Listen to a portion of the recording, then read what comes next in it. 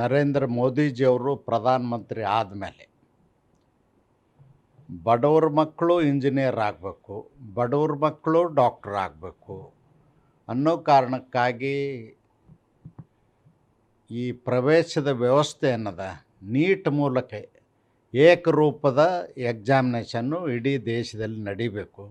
ಅದರ ಮೂಲಕ ಎಲಿಜಿಬಿಲಿಟಿ ಬಂದವ್ರಿಗೆ ಮಾತ್ರ ಮೆಡಿಕಲ್ ಕಾಲೇಜು, ಇಂಜಿನಿಯರಿಂಗ್ ಕಾಲೇಜುಗಳಲ್ಲಿ ಸೀಟ್ಗಳನ್ನ ಕೊಡಬೇಕು ಅನ್ನೋದು. ಫ್ರೀ ಕೋಟಾ, ಪೇಮೆಂಟ್ ಕೋಟಾ ಗೌರ್ಮೆಂಟದ್ದು ಬೇರೆ ವ್ಯವಸ್ಥೆ. ಅದು ಅಲ್ಲದೇ ಖಾಸಗಿ ಶಿಕ್ಷಣ ಸಂಸ್ಥೆಯವರು ಡೊನೇಷನ್ ತೊಗೊಂಡು ತಮ್ಮ ಮನಸ್ಸೋ ಇಚ್ಛೆ ಮನಸ್ಸಿಗೆ ಬಂದವ್ರಿಗೆ ಕೊಡ್ತಿದ್ದರು.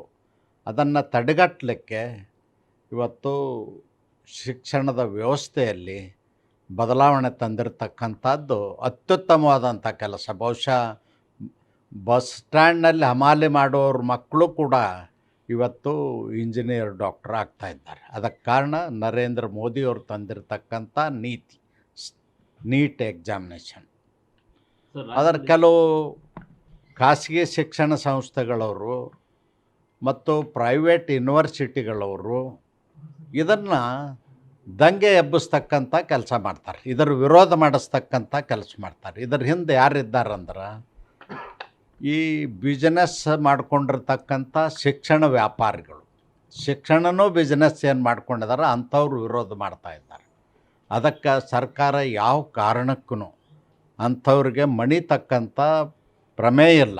ನರೇಂದ್ರ ಮೋದಿಯವರು ಎಲ್ಲಿವರೆಗೂ ಪ್ರಧಾನಮಂತ್ರಿ ಇರ್ತಾರೋ ಅಲ್ಲಿವರೆಗೂ ಅವ್ರಿಗೆ ಯಾವ ಸೊಪ್ಪು ಹಾಕಲಿಕ್ಕೆ ಅವ್ರು ಬಿಡೋದಿಲ್ಲ. ಅದಕ್ಕೆ ನಾನು ಈ ಸಂದರ್ಭದಲ್ಲಿ ಕೆಲವು ಬುದ್ಧಿಜೀವಿಗಳು ನಿನ್ನೆ ದಿನ ಬೆಂಗಳೂರಿನಲ್ಲಿ ಹೋರಾಟವನ್ನು ಪ್ರಾರಂಭ ಮಾಡ್ತಾರೆ.